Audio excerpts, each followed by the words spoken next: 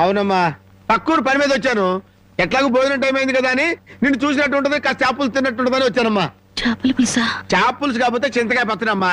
నీ చేత్తో ఏం చేసినా బ్రహ్మాండంగా ఉంటది. అది కాదు నువ్వు కూర్చోమ్మా, నాకేం కొత్త ఏంటి, నేను వెళ్ళి చూసుకుంటాను కదా.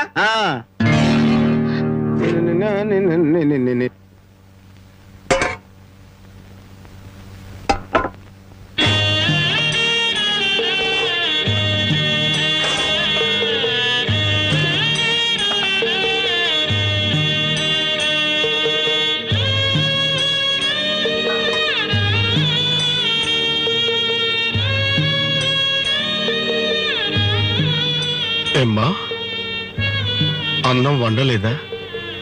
వండటానికి ఏమీ లేదా?